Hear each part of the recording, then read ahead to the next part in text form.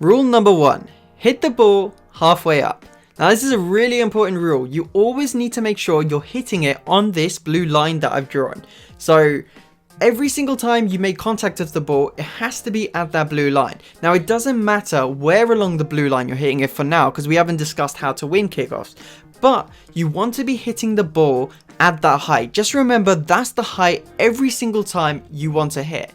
Now the reason for this is because if you get too low, your opponent can use you as a ramp and the ball can go straight over you and it'll be an easy goal for your opponent. And the second part of that is if you hit it too high, you can get launched off the ball towards the ceiling very easily, and you're out of the play again. So you don't want to get too high, you don't want to get too low. So this is why it's so important to hit the ball through that blue line, through that center region of the ball. Like I said, right now it doesn't matter where we're hitting it on that blue line, but it has to be at that height. Alright, so rule number 2. So when both players are pushing the ball in opposite directions, the player further from the center will win it. So this is so important to remember. It's only if both players are pushing the ball in opposite directions is this the case. So if I'm going more on the outside and we're pushing the ball in opposite directions, if my opponent is also more central than me and I'm more on the outside, I will always win this kickoff and get the possession after the kickoff. That's something you have to remember. So as you can see in this example, he's more through the center of the ball when he makes contact. I'm more to the side of the center when I make contact, so I will get the possession and the next chance. Alright, so this leads me on to golden rule number 3. Now the reason why it's so important to know that if you're going on the outside, you must be pushing the ball in opposite directions. Now the reason for this is because if you go on the outside and you're both pushing the ball in the same direction, if you're on the outside and your opponent's going through the middle pushing in the same way, you are going to lose that kickoff super hard. So if we analyze this example, essentially what is happening is that I have noticed my opponent is really far to the outside of the ball. So I decide to go more through the middle of the ball and push it in the same way as him. And because he's so far on the outside, I can win this ball really hard. I just have to push it to that side and really win that hard. So the final rule, rule number 4, never go too far on the outside. Now the reason for this is because, as I described in rule number 3, if someone is on the outside, you can easily just go through the middle of the ball, push it in the same direction to where they are, because you know where they're hitting it from. You know they can only hit it one way at this point. So all you have to do is go through the middle, hit it the same side as them, and you will win the kickoff super hard. So this is why you should never go too far on the outside. Even if you know which way or think you know which way they're going to hit it, it's never a good idea because they can always adjust to what you're doing. This is why kickoffs are so important. And we'll go through exactly how you can know which way your opponent's going to go on the kickoff, or the most likely way they're going to be hitting the kickoff. So let's get right into that. Alright, let's take a look at Lefmir's kickoff, because one, he uses a front flip, which isn't normal at this level. He got really far in the salt mine last year. I think he got like 3rd or 4th in Worlds.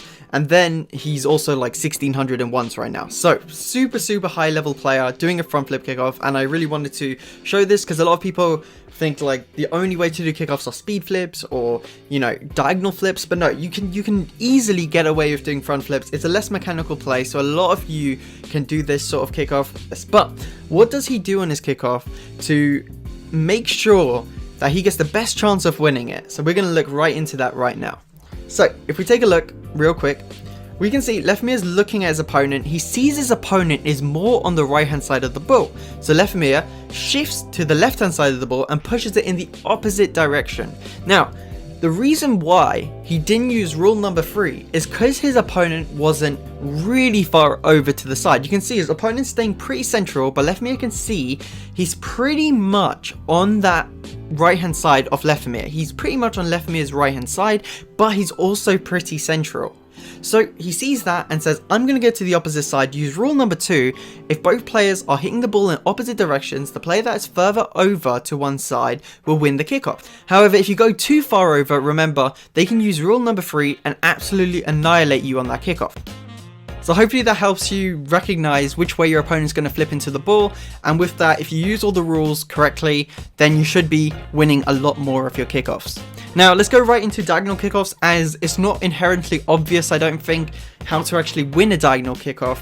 I generally will use rule number 3, so let's get right into that and I'll show you how I win my diagonal kickoffs. So I always try and really look at what my opponent's doing, and I can see my opponent is more on my right hand side. So all I do is I hit it in the same direction as him, through the center between me and him, which makes me win this kickoff super hard. So yet again, really paying attention to where my opponent's going. This time he hooks round the ball. He hooks round the ball, so that gives me the idea that he's going to hit it to my left hand side. So what do? I go through the middle of the ball and hit it the same way as him, just like a rule 3.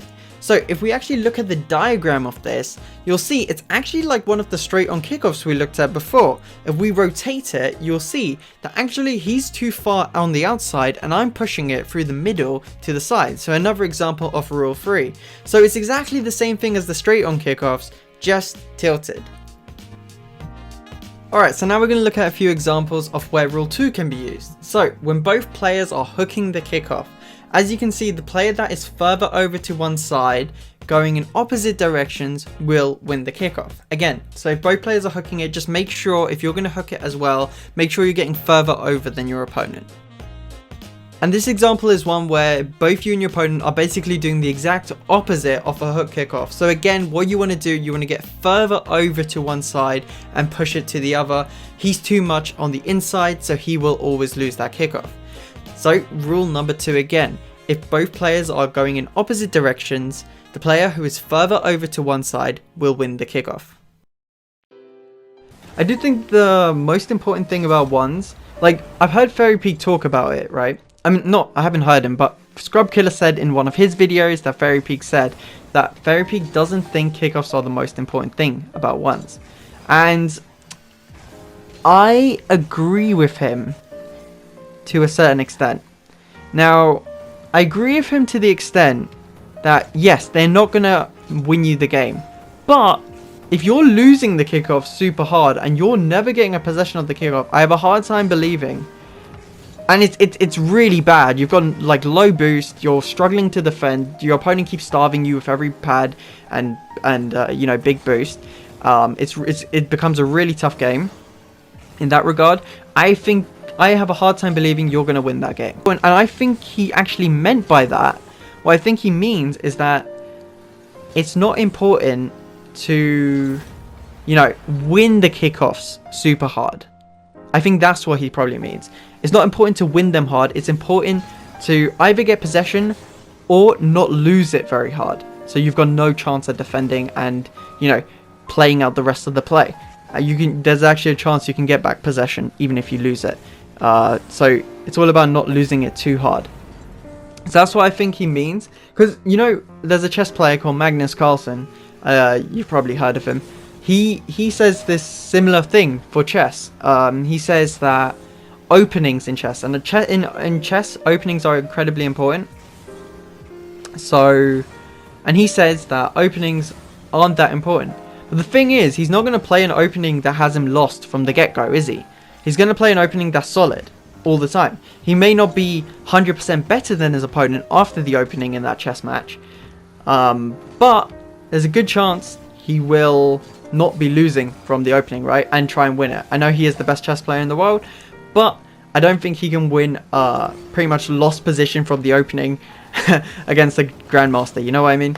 So I think actually it's weird because Fairy Peak's as dominant as he is in Rocket League, and it's weird how, and I don't think Fairy Peak like watches chess, I'm not sure, but yeah, it's interesting that he's like at the top of his game, Carlsen's at the top of his game in chess, and they have a similar theory of that the opening's not as important as some people think. So what I think they mean by that is it's not important to be winning after the kickoff, or it's not important to be winning after the opening.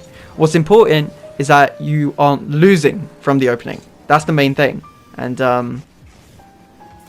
I think that's a pretty good way to look at it, to be honest. It means you don't have to rely on just winning kickoffs to win games. That's not the only reason you'll win a game. So yeah, hope you guys learned something from that. took something from that and can implement it in your own games. Because I think at least the rules I've set are pretty solid for you to follow. So yeah, hope you guys enjoyed that. If you did, please feel free to leave a like, comment, and subscribe. And if you do, wait, like, comment, and subscribe, and peace. Alright, see you in a bit.